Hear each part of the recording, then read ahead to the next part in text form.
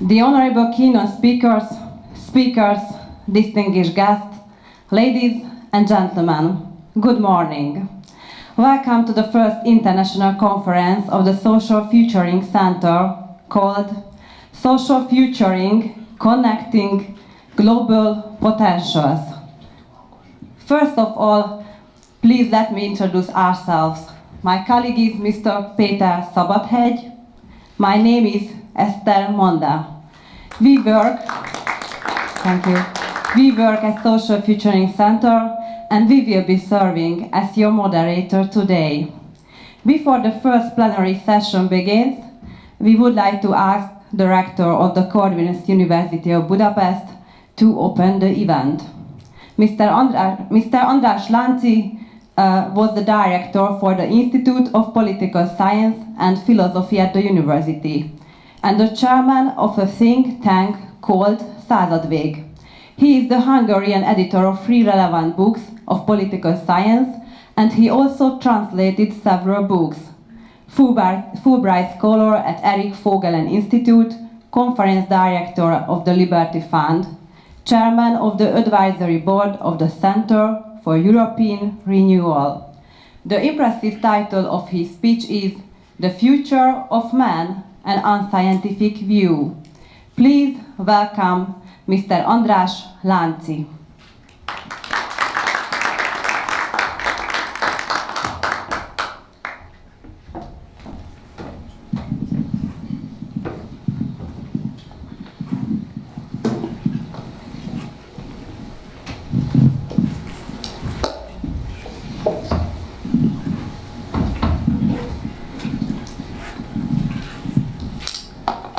Good morning, everyone.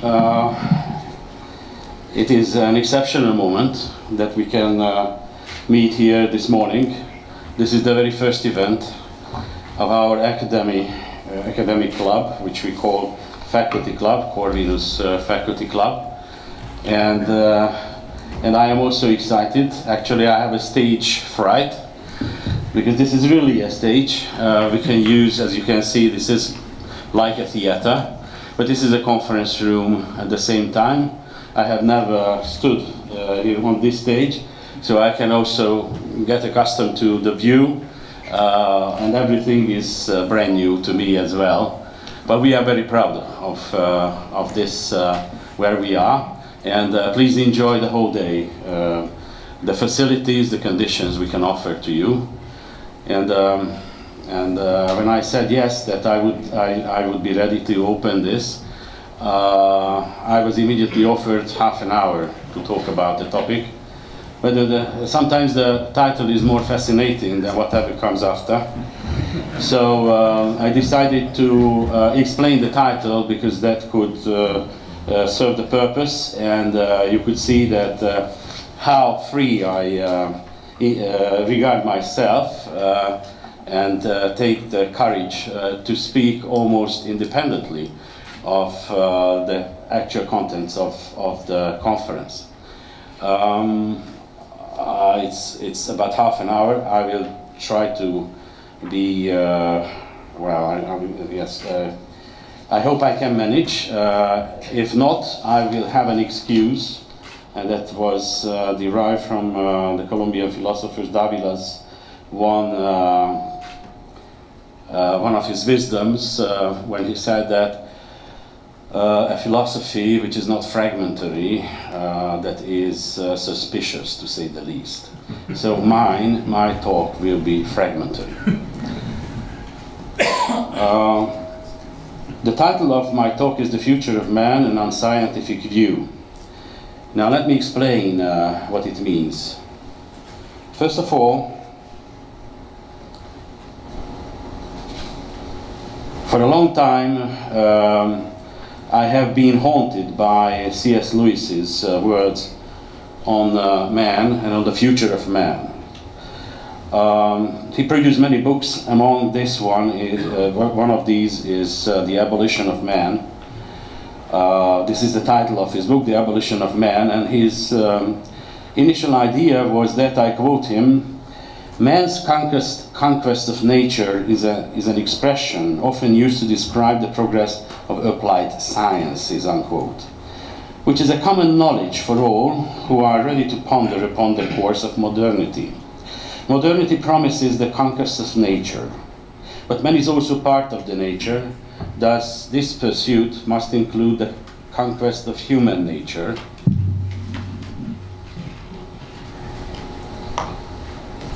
I hope you can hear me because something has changed. But man is also part of the nature, thus this pursuit must include the conquest of human nature as well. The proof for the conquest of nature can be illustrated by the inventions like, I quote him again, the aeroplane, the wireless, and the contraceptive, unquote. What is more, quoting him again, in a civilized community in peacetime, anyone who can pay for them may use these things. He wrote it in the 1940s. Meaning that in a modern mass society, the technological innovations serve the whole community. So the conquer of nature is not only possible, but also feasible. However, there is a sort of paradox here, however, since, as it is put by Lewis, I quote him, human nature will be the last part of nature to surrender to man, unquote. For it is man who is going to conquer human nature. Someone has to direct the process. Ultimately, it boils down to an issue of who wields power, which will enormously increase, as he writes. It means that the conqueror of nature raises the questions of having power earlier never seen of. But the key of the whole modern process of conquering nature is the goals and methods of education.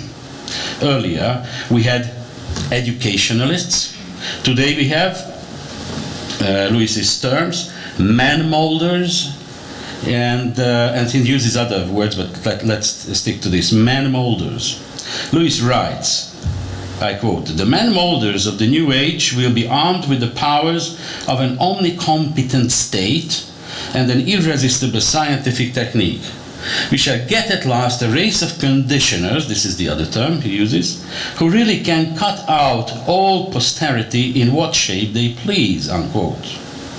In the old days or systems, the teachers, the educationalists, wished to produce a norm to which the teachers themselves were subject and from which they claimed no liberty to depart. The teachers had the function to hand down what they had received. Today, however, the values are mere natural phenomena, and judgments of value are to be produced in the pupil as part of the conditioning. Whatever Tao, the Chinese word he uses, will be the product, not the motive of education. The man-molders or conditioners feel themselves emancipated from Tao or the way, because they believe that it is them who can choose an artificial Tao or method by which they can apply for the human race. As a moral consequence of all that is, the man-molders or conditioners will not be subject to discern what is good and what is bad. For them, these concepts have no meaning. I quote him again, "It is not that they are bad men, they are not men at all. They are not men at all, they are artifacts. Man's final conquest has proved to be the abolition of man," unquote. So, Lewis's fear that man is capable of abolishing man is not groundless at all. First, it is a fact that modern man has been trying to conquer nature. Second, it is a consequence that human nature should also be conquered. But owing to the internal logic of the modern project, it is man who is to conquer human nature. As a result, certain man will gain control over other man. So the modern project of conquering nature, including human nature, will lead to a new type of power, the power of those who want to mold or condition human nature. So whatever human nature is, if there is such a thing, we can safely say that the modern project, whoever supports it, will divide people to those who control and those who are subordinate to the controllers. This is the old system by new names. It is therefore unavoidable to ask the question what the modern conditions of man are, and what future man may have. So, this is the first part of the title, The Future of Man, which might be interpreted, and C.S. Lewis is not alone in the 20th century, who foresees conditions under which man is no longer will be man, but something else. But the other part of my talk is an unscientific view can be justified in the following way. Restoration of wisdom, love of wisdom, that is philosophy, has been emptied by two radical interpretations of the human reason in European history. First, the ancient Enlightenment, and the second, the modern Enlightenment. The first produced a new meaning of philosophy, that is the ancient Enlightenment period, the 5th century BC. So a new meaning of philosophy contrasted with the earlier form of the love of wisdom, pre-Socratic and the post-Socratic form of the love of wisdom. Which is the difference? As it was pointed out by Heidegger, for instance, the only issue of philosophy is being. What is it? Why is there anything rather than nothing? Questions like this and others. The post-Socratic love of wisdom focused on issues like politics, which deny the original attitude of philosophy. Therefore, the post-Socratic philosophy is hardly philosophy at all, at least according to Heidegger. Modern Enlightenment radicalized the use of reason. Enlightenment thinkers claimed that knowledge is simply based on the individual use of reason. No traditions, no transcendental aspect or consideration of what is reality and what is true. Philosophy started to mean the support of modern empirical science, which does not need philosophy in any sense.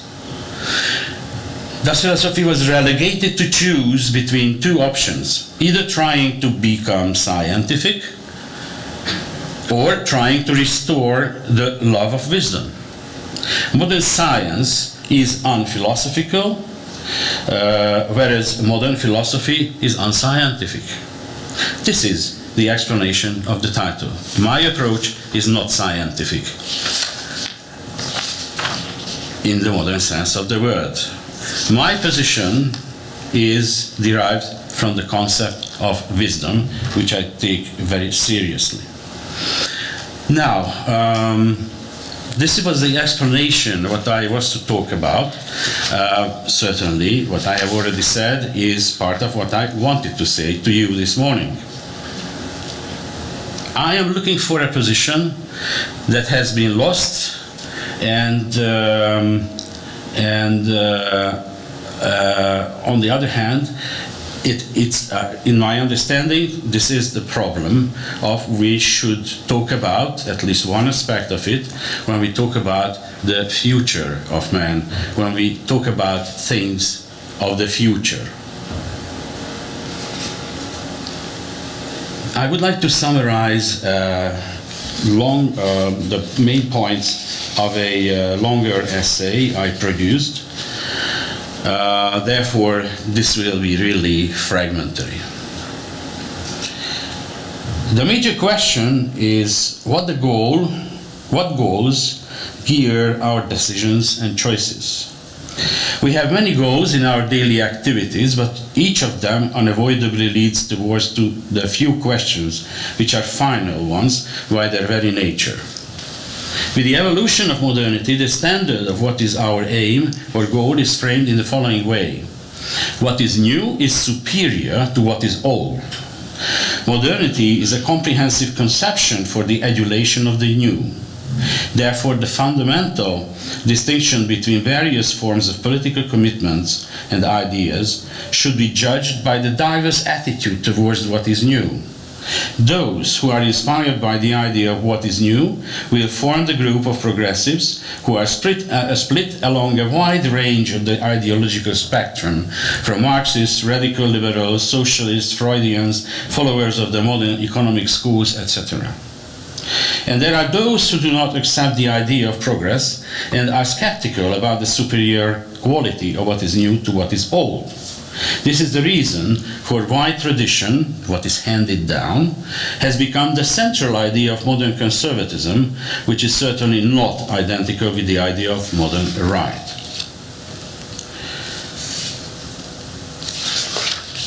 Let me go on with an idea that is derived from these few sentences, and it is about the problem of good, justice, and progress, and our modern conditions. So let's focus upon progress as a background idea that most of us accept almost without questioning at our time. According to Walter Bagehot, ancient Greeks did not have a conception of progress, whereas Henry Maine, another 19th century thinker, on the contrary, was convinced that it was precisely the Greeks who created the principle of progress. E.R. Dodds stressed that progress is one of those ideas which are hard to fix as for its origin and use. There are at least two Greek words suspicious of coming close to the meaning of progress. The first is epidosis, which means increase. The other one is prokope, meaning pushing forward, a term which Cicero translates by progressus or progressio. Our modern concept of progress is associated with the future and thus indirectly with the past. Up until modernity, any use of progress did not construe systematic thinking or speculation about the future. The actual suggestion for a generalized conception of the future, summed up by progress, started with a discovery of history, other than mere description of deeds, events, and moral judgments of human characters in particular situations. But history, as this worldly divination, was gradually developed along the lines of modern secularization, the rise of modern science, and the consolidation of the concept of new as something good. The new concept of history is also good to the extent that it can replace the natural law conceptions as the ultimate source of different entities and qualities of life.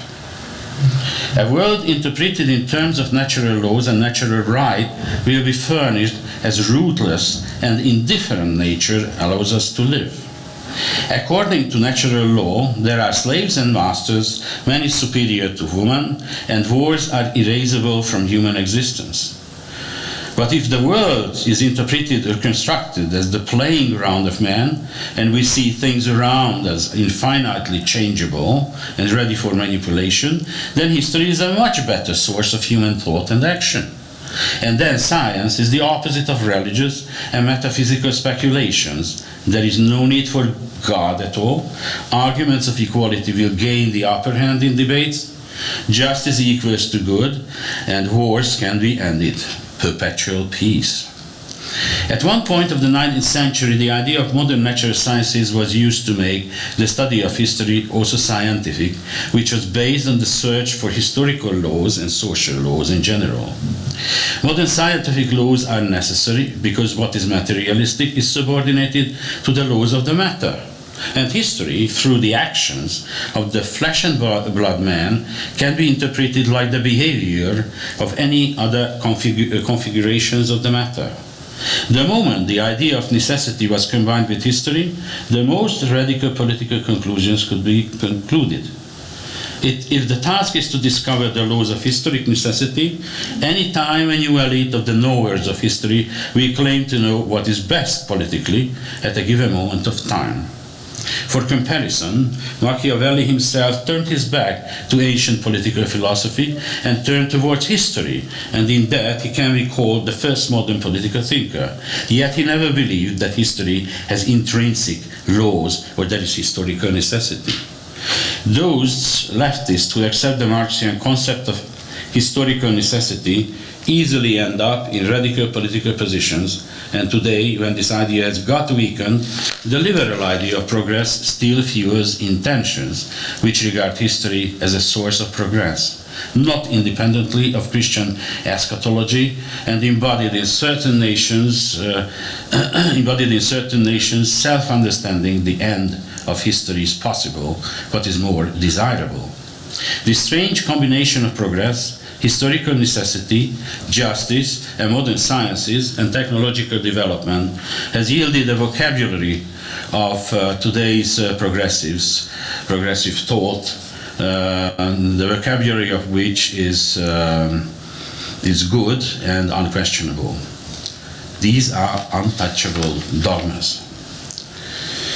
Now, as time passes by, I am not going to speak about the American experience and the races, which I regard as the most ambitious experience in modern times. That is, just summarizing in one sentence, whether it is possible to create a political realm where the racial differences and other differences can be handled by political means, and I think we are experiencing this experiment, which we call the American way of life, or American politics, or the American experience, but I am not going to speak about this because of lack of time. Now, the other thing I probably can talk about very briefly is the restoration of order and political wisdom, and let it be the final point, not a short one, but the final point. All cultures and civilizations can only survive if they are able to accumulate wisdom. It means that the experience of each generation is preserved and adopted by the next generations making judgments. Not all experience is worth being preserved. Each generation has to have a sense and rationality to be able to tell the precious from the irrelevant. Each generation is subject to maintain order as they interpret it. Without order, there is no human life, there is no hope for a meaningful life.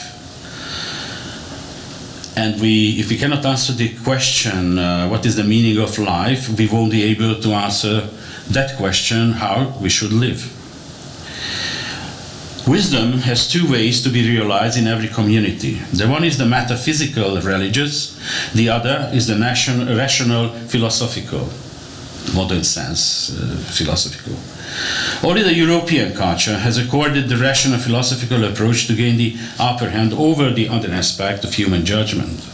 Wisdom, however, should include both aspects of man's efforts to understand who he is, why he is here, and where he is from.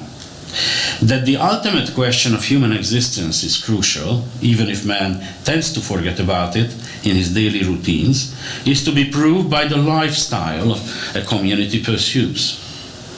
The way one is living depends on what he believes in and what he thinks about knowledge. Today's American European culture or civilization believes in modernity, in finite economic development and political consensus. This is conceived in political oblivion about the nature of power, as if the nature of power could be tamed and limited at the will of the rational man.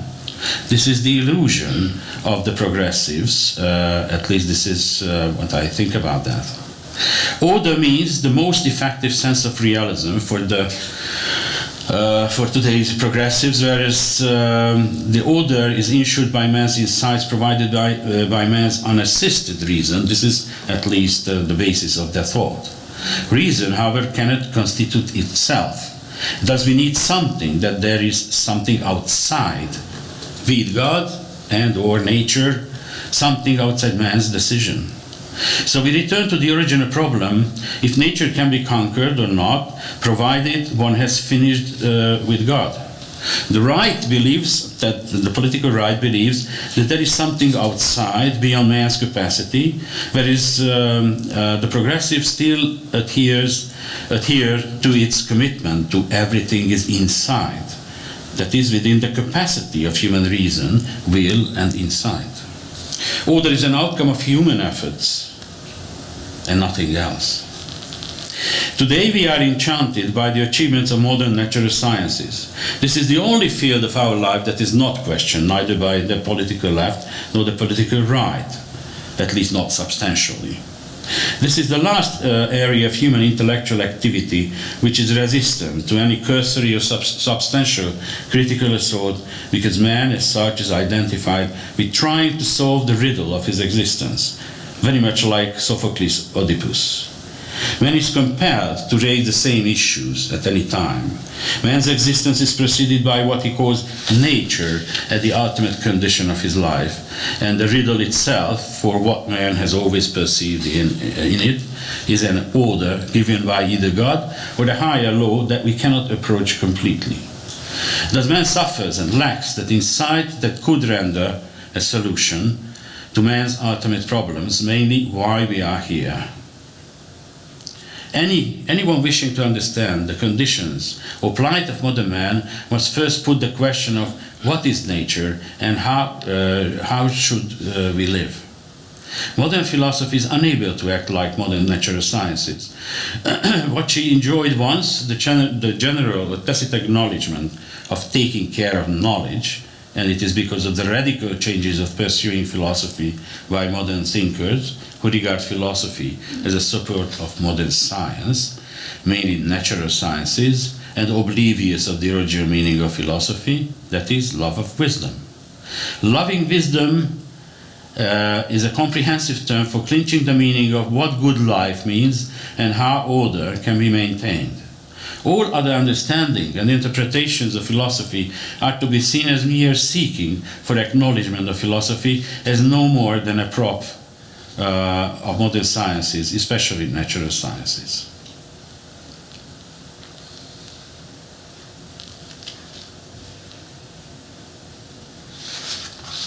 Finally, just one point, because I'm running out of time.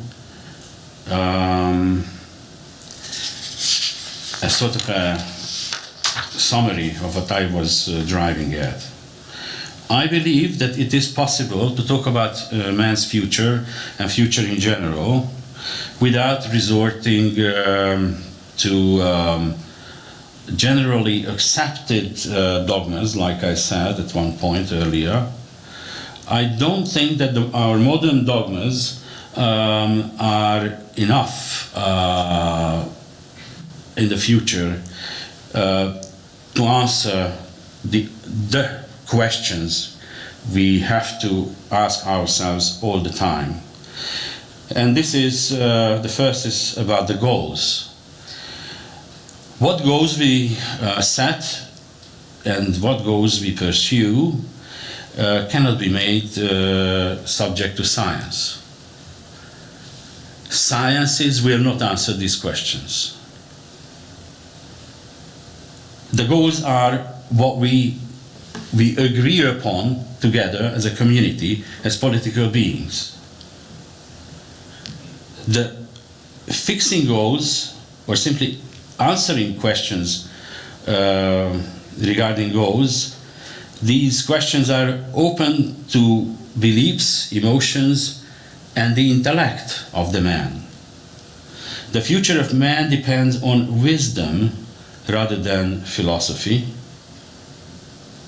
because wisdom, grounded on the pre-Socratic view of being, is more fruitful and more promising than anything else. Man, however, may choose to be something else than man, but that's beyond our present culture norm. So the goals, the sciences won't help, and wisdom, restoring the idea of wisdom, taking wisdom more seriously, other than randomly mentioning or using in comments like if somebody is old enough, he is probably wise. I think who takes wisdom seriously can be a young man as well. Thank you for your attention.